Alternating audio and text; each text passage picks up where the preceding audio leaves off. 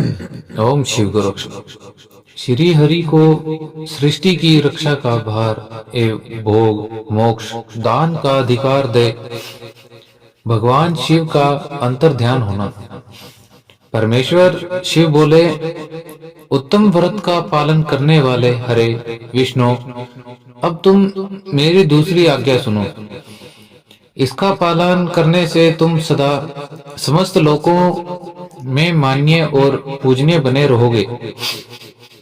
ब्रह्मा जी के द्वारा रचे गए लोक में जब कोई दुखी या संकट उत्पन्न हो, तब तुम उन संपूर्ण दुखों का नाश करने के लिए सदा तत्पर रहना।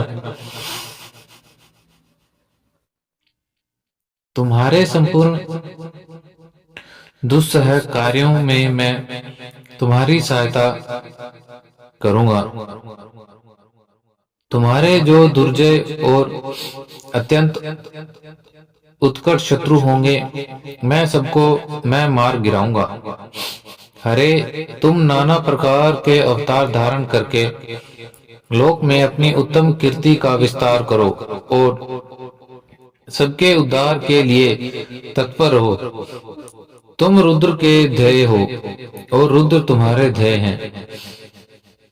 तुम में और रुद्र में कुछ भी अंतर नहीं है।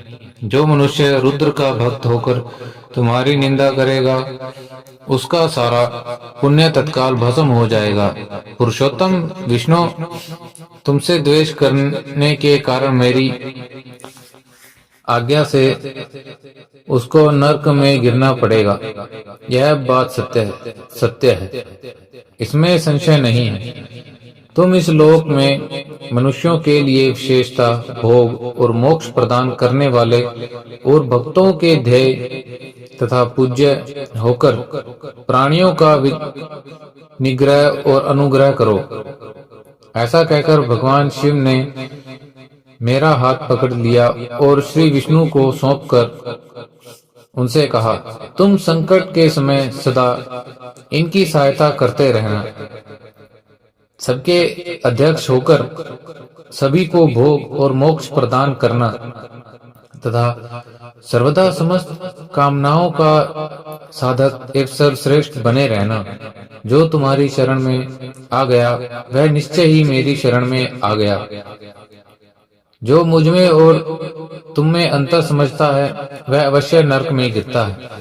ब्रह्मा जी कहते हैं, देवर्षि, भगवान शिव का यह वचन सुनकर मेरे साथ भगवान विष्णु ने सबको वश में करने वाले विश्वनाथ का प्रणाम करके मंद स्वर में कहा। श्री विष्णु बोले, करुणा सिधो जगन्नाथ शंकर, मेरी यह बात सुनिए। मैं आपकी आज्ञा से अधीन रहकर यह सब कुछ करूंगा। स्वाभिमान, जो मेरा भक्त होकर आपकी निंदा करे, उसे आप निश्चय ही नरकवास प्रदान करें। नाथ, जो आपका भक्त है वह मुझे अत्यंत प्रिय है। जो ऐसा जानता है, उसके लिए मोक्ष दुर्लभ नहीं। श्री हरि का यह कथन सुनकर दुखहारी हर ने उनकी बात अनुमोदन किया और नाना प्रकार के धर्मों का उपदेश देकर हम दोनों के हित की इच्छा से ही हमें अनेक प्रकार के वर दिए।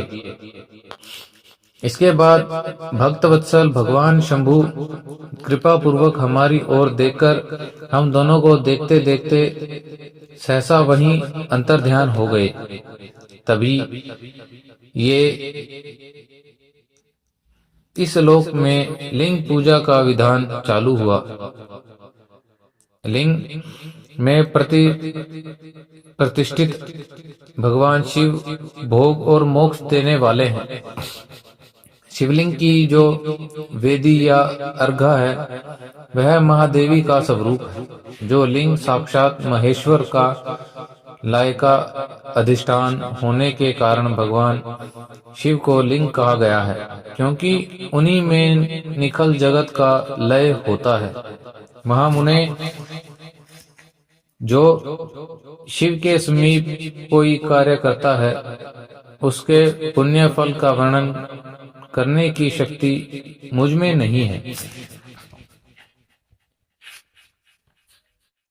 ओम नमः शिवाय।